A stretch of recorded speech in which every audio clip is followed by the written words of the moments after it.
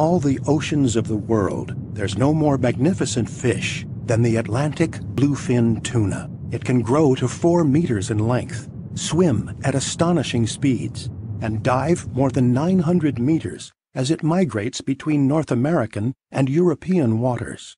But in the 1980s, the answer, unfortunately, was no. In 2008, traded tuna exceeded the catch quota by 31%. By 2010, that gap had grown to 141%. The cumbersome paper-based catch reporting system is rife with fraud and misinformation. Much of the problem centers on so-called tuna ranches, sea-based enclosures where tuna are transferred live after being caught. Often the counts don't match.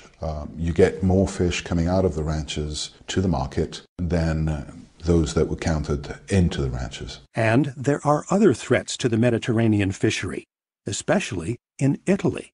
In Italy, we have the fraudulent reporting, and we also have a real problem with drift nets, which entangle all kinds of marine life, fish, sea turtles, and so on, indiscriminately, not just the species being targeted. It's been against the law for many years to use these nets for catching tuna and swordfish, but the law... What we got is a Gamakatsu 11-0 heavy-duty live bait circle. This rig in particular has got 250-pound fluorocarbon, which is crimped, and then we use a magic marker to black it out. Fish have very good eyesight, so we like to keep every part of this silver black. Anything that shines or has reflection, they will refuse. That's crimped to 20 feet of fluorocarbon.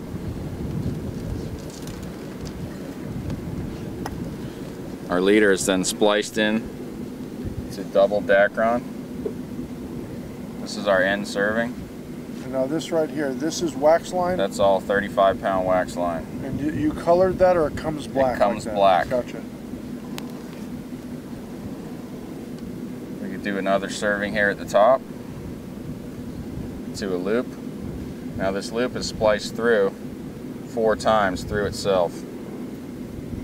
We loop to loop it here to another piece of double Dacron, about 2 feet long,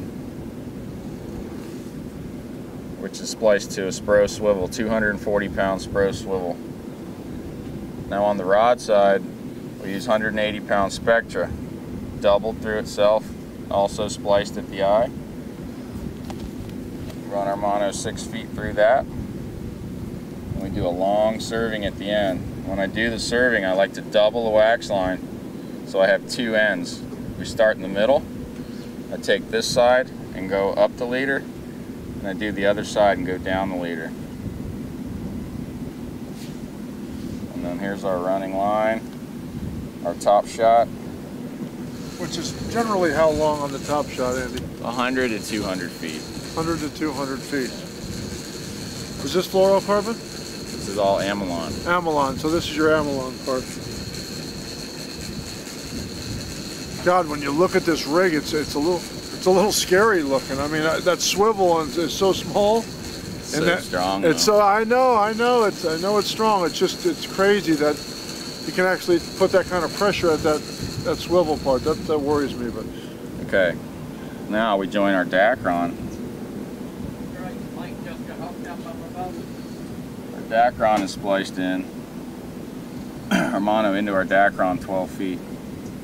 And at the end we serve it the same way. What I like to do, where my Dacron ends and my mono starts, I take an overhand knot, which you see right here. I start my wax line there so that it can go both ways as well, so that it's pulling from 2 different directions.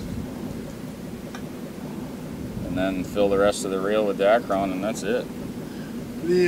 In filling your reel with Dacron, you talk about, there's obviously a lot of different ways, a right way and a wrong way to fill a reel. Do you bridge your reel, or do you X your line? When you actually go to put that on there? Well, we do. When I fill the reel, I put it on by hand.